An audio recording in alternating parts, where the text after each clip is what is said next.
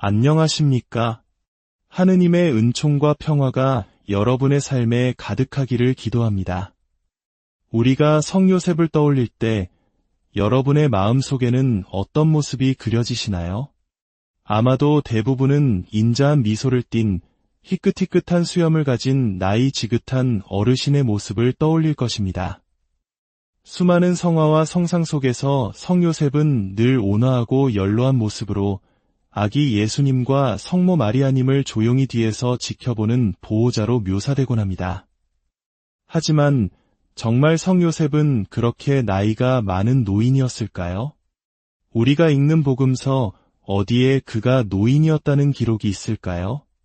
본격적으로 이 흥미로운 이야기에 대한 해답을 찾아 떠나기 앞서 이 채널의 여정에 동행해 주시길 잠시 청하고 싶습니다. 저희가 나누는 이야기가 여러분의 신앙에 작은 울림과 은총이 된다면 구독과 좋아요를 통해 그 은혜를 더 널리 나누어 주십시오.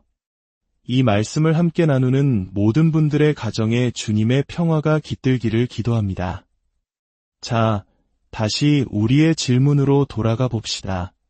놀랍게도 마테오, 마르코, 루카, 요한복음서 그 어디에도 성요셉이 나이 많은 노인이었다고 구체적으로 명시한 구절은 단 한 줄도 없습니다. 그렇다면 우리가 가진 이 뿌리 깊은 이미지는 과연 어디에서 온 것일까요? 그 기원은 바로 외경이라 불리는 문헌들에서 찾을 수 있습니다. 외경은 그리스어로 숨겨진 책이라는 뜻을 가집니다. 이 책들은 사도들의 이름으로 전해지긴 했지만 실제로는 사도들이 모두 세상을 떠나고 수백 년이 지난 2세기, 3세기, 심지어 중세 초기에 이르기까지 계속해서 나타났습니다. 신약 성경의 책들이 모두 사건의 생생한 기억이 남아있는 1세기에 기록된 것과는 대조적이죠. 초대 교회의 교부들은 이러한 외경들을 즉시 위작으로 판단하고 정경으로 받아들이지 않았습니다. 하지만 학자나 신학자가 아닌 일반 신자들 사이에서는 외경이 큰 인기를 끌었습니다. 복음서가 미처 다루지 못한 예수님의 유년 시절이나 성가정에 숨겨진 이야기들에 대한 사람들의 호기심을 채워주었기 때문입니다. 성요셉이 나이 많은 호랍이었다는 이야기의 직접적인 출처는 바로 이런 외경 중 하나인 야고보 원복음서입니다. 이 책은 성모 마리아의 탄생부터 예수님의 유년기까지를 다루며 복음서의 빈틈을 상상력으로 채워넣고 있습니다. 야고보 원복음서에 묘사된 장면을 잠시 들여다볼까요? 이야기는 성모 마리아가 12살이 되어 성전에서 지낼 나이를 넘기자 시작됩니다. 사제들은 마리아가 성소를 더럽히지 않도록 그녀를 맡아줄 보호자를 찾아야 했습니다. 그때 주님의 천사가 나타나 사제 즈카르야에게 말합니다. 나가서 이 땅의 모든 호라비들을 모으시오. 각자 지팡이를 가져오게 하여 주님께서 표징을 보여주시는 이가 마리아의 배필이 될 것이오. 사방으로 전령들이 퍼져나갔고 목수였던 요셉도 자신의 도끼를 내려놓고 다른 호라비들과 함께 모였습니다. 대사제가 지팡이들을 거두어 기도한 뒤 돌려주자 마지막으로 요셉이 자신의 지팡이를 받는 순간 지팡이 끝에서 비둘기 한 마리가 날아올라 그의 머리 위에 앉았습니다.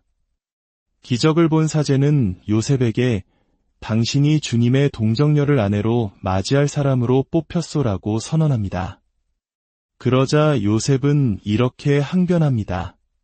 저는 이미 자식들도 있는 늙은이인데 저 아이는 아직 어리지 않습니까? 제가 사람들의 웃음거리가 될까 두렵습니다.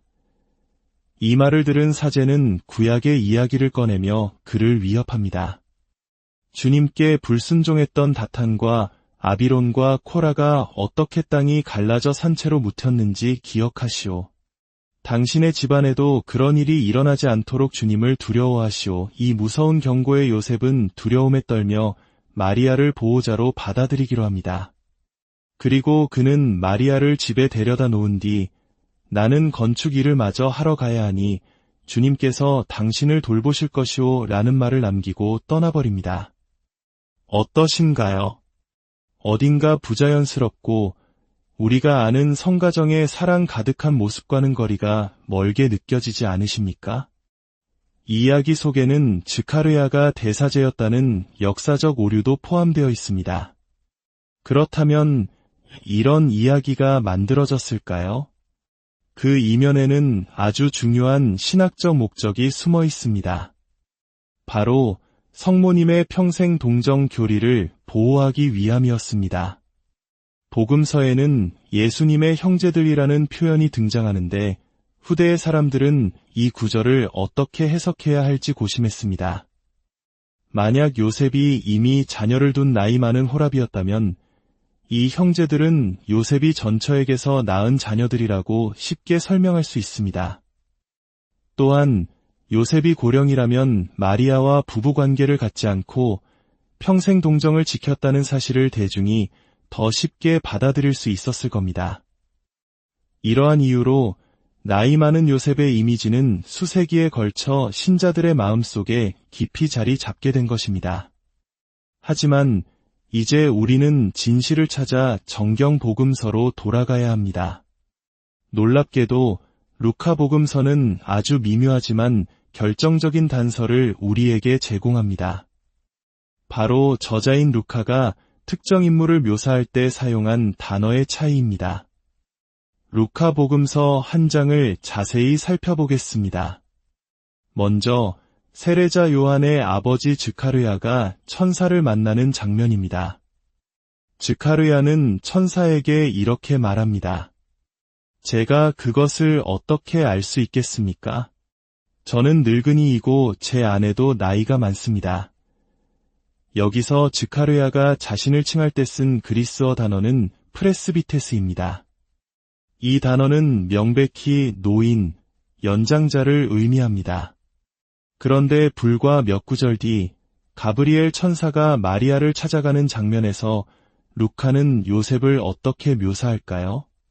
하느님께서는 가브리엘 천사를 갈릴레아 지방 나자렛이라는 고으르로 보내시어 다윗 집안의 요셉이라는 남자, 약혼한 처녀를 찾아가게 하셨다. 보셨습니까? 루카는 요셉을 묘사할 때 프레스비테스가 아닌 아네르라는 단어를 사용했습니다. 아네르는 그저 성인 남자를 의미하는 일반적인 단어입니다. 이 두 단어의 차이가 당시 사람들에게는 어떻게 받아들여졌을까요? 우리는 1세기 유다인 철학자였던 알렉산드리아의 필론의 저작에서 그 해답을 찾을 수 있습니다. 필론은 당시 남성의 나이를 구분하는 용어들을 다음과 같이 정리했습니다. 소년기를 지나 청년기는 28세까지 이어집니다. 그리고 28세부터 49세까지의 남성을 바로 아네르, 즉 한창 기운이 왕성한 장년의 남자라고 불렀습니다. 그 후 49세부터 56세까지의 남성을 프레스비테스, 즉 늙은이 또는 연장자라고 칭했습니다.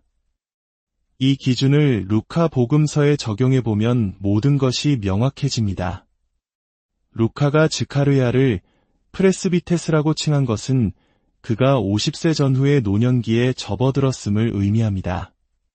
반면 요셉을 아네르라고 묘사한 것은 그가 30대 혹은 40대 초반에 인생의 황금기를 보내고 있는 젊고 강인한 남자였음을 말해주는 것입니다.